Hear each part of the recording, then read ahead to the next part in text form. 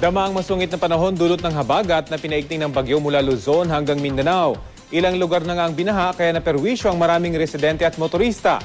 Balitang hatid ni Orly Trinidad. Basang-basa ang mga estudyante sa tapat ng paaralang ito matapos umulan ng malakas sa Ilagan, Isabela. Ang pagbaha nagdulot din ng perwisyo sa mga motorista. Humupa naman ang baha matapos ang ilang oras. Nagngangalit naman ang mga alon sa Maribeles, Bataan. Ang mga mangingisda tuloy napilitang dumaong dahil sa malalakas na hangin. Sa ibang bahagi ng probinsya, tuloy ang negosyo kahit umuulan.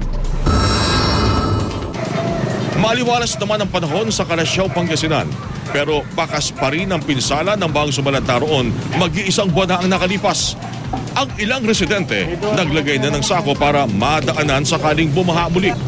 Ito naman ang tambak ng putik na naialis sa isa sa mga bahay. Mistula ring may El Nino dahil sa itsura ng bitak-bitak na lupang ito. Pagtitiyak ng kanilang barangay, tinutugunan nila ang pangailangan ng mga residente. Isinasaayos na rin ng mga daanan, papasok at palabas doon.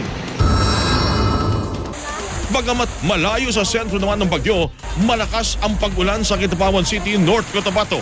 Stranded ang mga pauwing estudyante. Pagsapit naman ng gabi, napilitang magsara ng maaga ang ilang negosyo dahil sa brownout.